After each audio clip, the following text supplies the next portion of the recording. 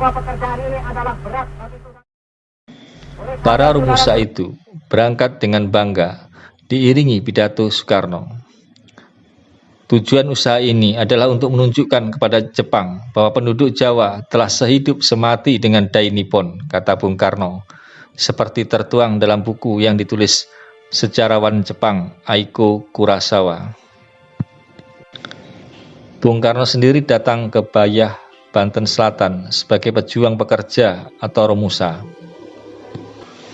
Pada lengan dan topinya tertulis nomor 970.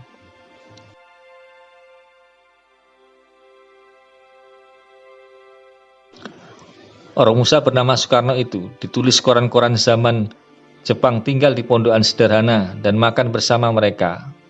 Begitu juga saat Bung Karno bekerja mengangkut karung pasir dalam pekerjaan sehari-hari sebagai seorang Romusa.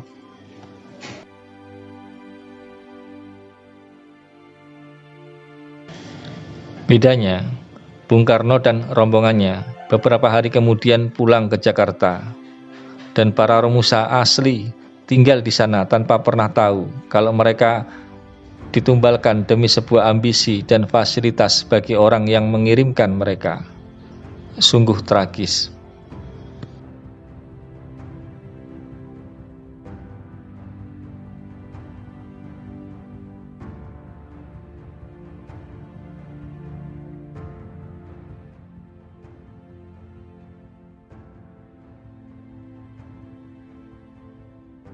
Pada saat acara penyambutan kedatangan Bung Karno dan kawan-kawan itulah terjadi perdebatan antara Bung Karno dengan Ilyas Tan Malaka. Pidato Soekarno bahwa Indonesia bersama Jepang akan mengalahkan sekutu, dan setelah itu Jepang memberikan kemerdekaan buat Indonesia dikecam habis-habisan oleh Tan Malaka sebagai sikap seorang kolaborator dan penjilat Jepang.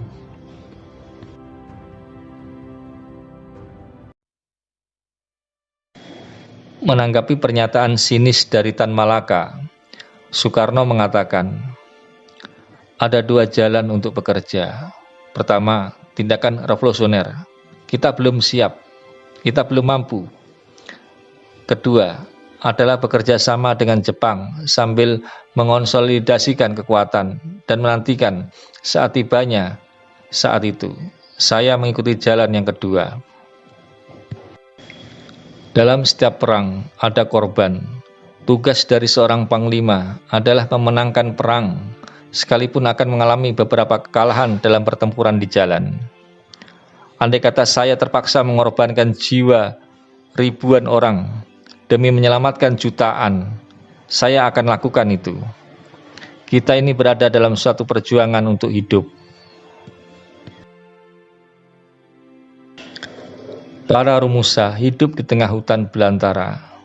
Mereka bekerja keras siang malam, makan seadanya, dan tidur berselimutkan dingin dan sengatan nyamuk malaria.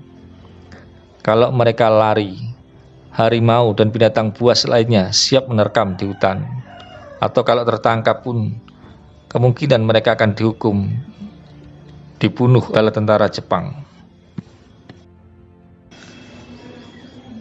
Tak ada catatan pasti tentang jumlah kematian, tapi yang jelas, menurut Aiko Kurosawa, setidaknya 30.000 lebih kaum Romusa mati di perbatasan Thailand-Burma. Sementara Tan Malaka menulis setidaknya di tempat pembuatan rel Saketi Bayah 300-an Romusa mati tiap bulannya. Sedangkan Soekarno sendiri mengakui saat diwawancarai Cindy Adam bahwa Romusa yang dikirimnya hampir 99% mati. Sesungguhnya akulah Soekarno yang mengirim mereka kerja paksa. Ya, akulah orangnya. Aku menyuruh mereka berlayar menuju kematian. Ya. Akulah orangnya. Aku membuat pernyataan untuk menyokong pengerahan Romusa. Aku bergambar dekat Bogor dengan topi di kepala dan cangkul di tangan untuk menunjukkan betapa mudah dan enaknya menjadi seorang Romusa. Dan setelah aku menyaksikan tulang-tulang kerangka hidup yang menimbulkan belas membudak di garis belakang. Itu jauh di dalam tambang batu bara dan tambang emas. Hati ini seperti diremuk-remuk.